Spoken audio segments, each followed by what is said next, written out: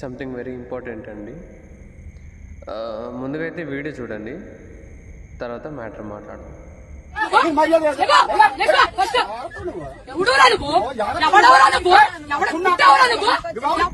Matter ఏంటంటే ఈ video 2 days నుంచి చాలా వైరల్ అవుతుంది.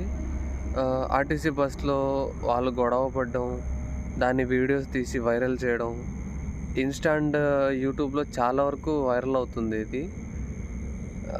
ఇక్కడ మ్యాటర్ ఏంటంటే మన ఆంధ్ర అండ్ తెలంగాణ తీసుకున్న డెసిషన్స్లో ఫ్రీ బస్ కల్పించారు. ఓకే, ఫ్రీ బస్ కల్పిస్తే మహిళలు మొత్తం బస్సులో వెళ్ళిపోతారు. ఇంకా కంఫర్ట్ ఉన్న అబ్బాయిలేమో బస్సు ఎక్కుతారు, అన్కంఫర్టబుల్ ఫీల్ అయ్యే వాళ్ళు ఆటోలు చూసుకుంటారు.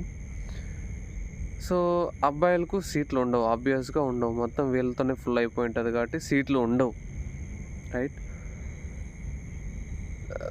మరి డైలీ పనులు చేసుకునే వాళ్ళ పరిస్థితి, ఆటోలు తోలుకునే వాళ్ళు, Uber, Ola, fastest service Rapido. So సగం మంది యూత్ ర్యాపిడో ద్వారానే బతికేస్తున్నారు డబ్బులు సంపాదించుకుంటూ. ఎందుకంటే తప్పదు కాబట్టి పార్ట్ టైంగా చేసుకుంటున్నారు, ఫుల్ టైంగా చేసుకుంటున్నారు. ఎందుకంటే తప్పదు, డబ్బులు కావాలంటే తప్పదు ఏదో ఒకటి.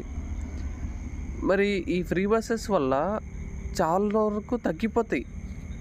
చాలా వరకు అంటే చాలా వరకు ర్యాపిడో, ఊబర్, ఓలా, ట్యాక్సీలు, ఆటోలు మొత్తం తగ్గిపోతాయి. మరి వాళ్ళకి ఇన్కమ్ ఎలాగా? మనమైతే ఎంప్లాయర్స్ అయితే శాలరీ నెల పడిపోయిద్ది అనుకోవచ్చు. మరి వాళ్ళు డైలీ కష్టపడేవాళ్ళుగా, మరి వాళ్ళకు కూడా డబ్బులు రావాలిగా. ఇంకా ప్యాసింజర్స్ అంటారా, ప్రతి ఒక్కరు ఆర్టీసీలో వెళ్ళిపోతే వీళ్ళకి మిగిలేదేంటి? మరి కనీసం డీజిల్ ఖర్చు, గ్యాస్ ఖర్చుల కన్నా వస్తుందో లేదో కూడా తెలియట్లేదు. చాలా అయితే ఇబ్బంది పడుతున్నారు. ఎందుకంటే మనం ఈ ఆర్టీసీ సర్వీసెస్ పెట్టింది మిడిల్ క్లాస్ వాళ్ళ కోసమే. మరి ఇక్కడ మిడిల్ క్లాస్ వాళ్ళు కూడా కష్టపడుతున్నారు. మిడిల్ క్లాస్ వాళ్ళని దృష్టిలో పెట్టుకొని ఈ సర్వీసెస్ కలిగించినప్పుడు మరి వీళ్ళకి కూడా ఏదో ఒకటి కలిగించాలి కదా.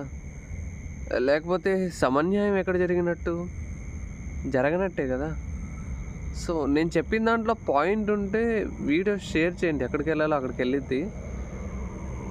లేదు, పెట్రోల్ రేట్లు, డీజిల్ రేట్లు ఎలా పెరిగినా పర్లేదు, ఛార్జెస్ పెరిగినా పర్లేదు, మేము సర్దుకోబోతాం, ఎట్లో ట్యాక్సులు కడుతున్నాం కదా, దాంతోపాటు ఇది కూడా పోతుంది, సగం జీతం ఏడపోయినా పర్లేదు అనుకునే వాళ్ళు ఏం లేదు, అలవాటేగా, స్కిప్ చేసేయండి.